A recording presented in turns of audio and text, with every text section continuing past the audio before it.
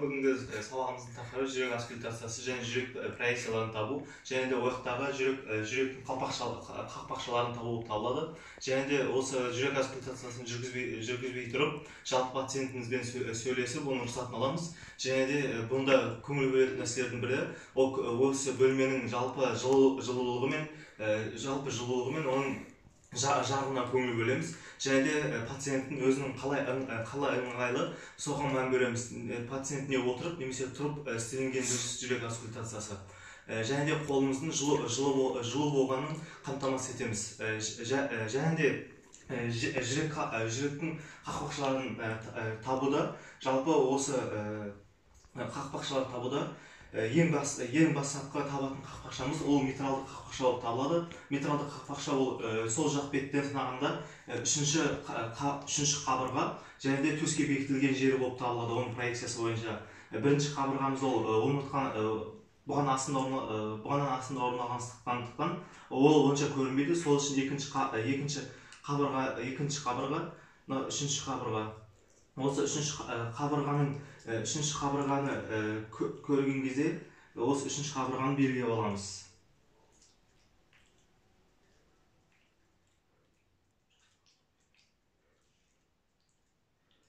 Үшінші қабырғаны белгілеп аламыз. Ол біздің митралды қақпақшамыздың проекциясы болып табылады. Келесі қақпақшамыз ол қолқа артериясының қақпақшасы. Ол қолқа артериясының қақпақшасы осы митралды артерия қақпақшасына қарама-қарсы оң жақ беттегі үшінші қабырғаға қарама-қарсы тұрады. Ол міне осыған қарама-қарсы тұрады. Бұны да осылай белгілеп аламыз.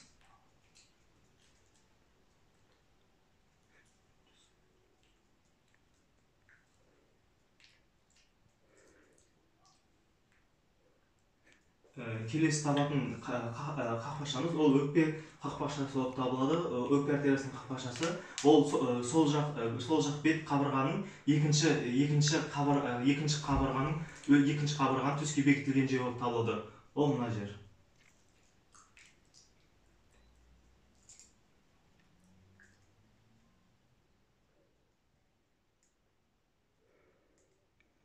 Және де төртінші қақпақшамыз ол үш жармалы қақпақша болып табылады. Ол оң жақ қабырғаның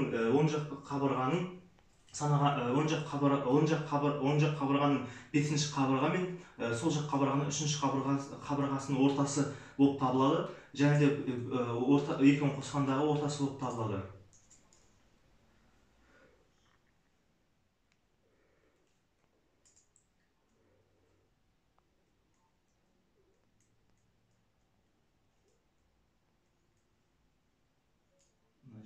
Проекциясы бойынша. Және де бесінші қосымша осы тыңдау қақпақшалардың бірі ол Воткин әдісі болып табылады. Ол сол жақ беттегі төртінші немесе бесінші қабырға аралықтардан тыңдауға болады. Және де осы бағана айтқан проекция бойынша айтқан нәрсемізді енді тыңдау кезінде ең бірінші тыңдайтын қақпақшамыз ол митралды қақпақша болып табылады. Митралды қақпақшаның тыңдайтын жеріміз ол жүрек түрткісі болып табылады.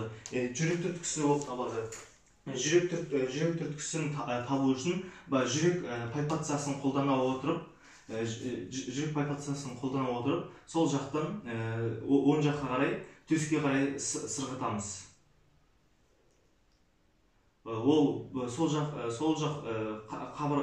қабырғамыздың бесінші қабырғаның емішкенің астында орналасады.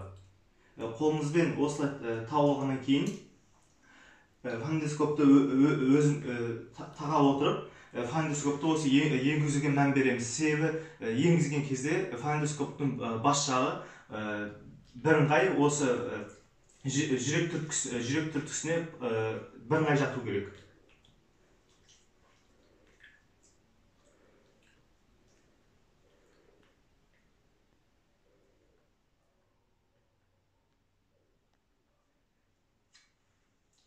Мұнда металлы қақпақшаның жалпы ритмі бір қалыпты, және металлы қақпақшаны тыңдаған кезде бірінші тон жақсы естілінеді. Екіншісі тыңдайтын неміз қолқа қақпақшасының артериясы болып табылады. Ол бағанағы үшінші оң жақ беттегі үшінші қабырғаның өз жерінде тыңдалынады. Сол жақ бетінде тыңдалады.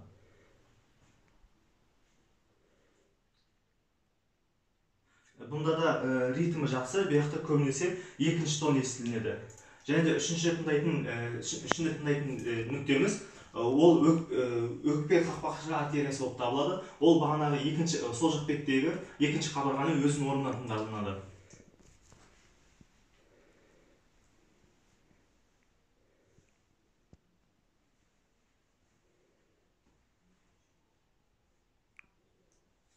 Мұнда да тыңдалуы өте жақсы, және де бұяқта да көбінесе екінші тон естілінеді. Және де төртінші тыңдайтын нүктеміз ол үш жармалы қақпақша артериясы. Ол бағанағы айтқан оң жақ беттегі бесінші қабырғаның семсер тәріздес өсіндісінің оң жақ бетінде тыңдалынады.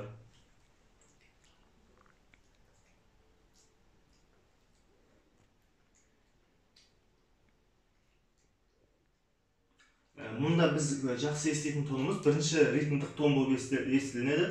Бағанағы бірінші металды қақпақша мен үш жармалы қақпақша артериясының тондары бірінші тон болып естілетін болса, өкпе мен қолқа артериясының ритмінде екінші тон жақсы естілінеді. Және де соңғы әдісіміз ол Ботин әдісі болып табылады. Ол сол жақ беттегі үшінші және төртінші қабырға аралықтарын ести аламыз.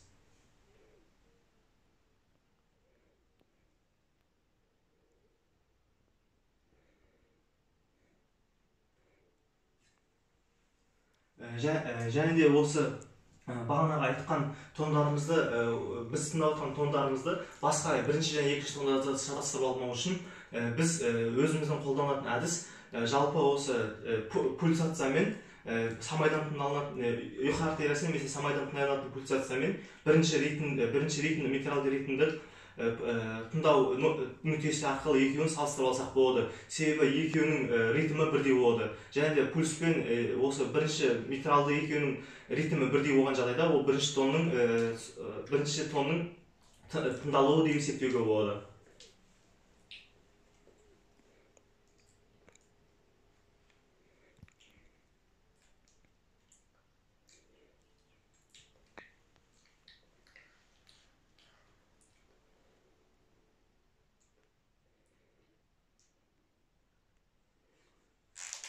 Мұндай бірінші тон мен ұйқы артериясының екеуінің пульсі бірдей, және ритмі бірдей болып тұр, бұл бірінші тон болып есептелінеді.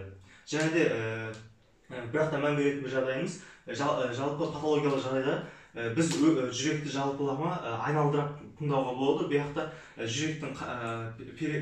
жүректің жалпы сырылдар немесе бұлшықеттердің бір-біріме құрсық бұрысуларын тыңдауға болады. Және де келесі неміз ол осы ірі қан тамырлар тыңдау болып табылады. Бірінші ұйқы артериясын бастаймыз.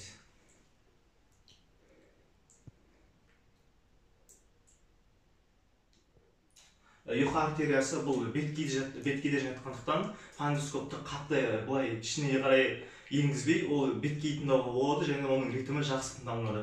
Келесі неміз ол бұған астылық үлкен тамыр болып табылады. Мұнда біз бұған астылық беткей емес, терең жатқандықтан фонендоскопты сәл ішіне тыға отырып тыңдауымыз керек.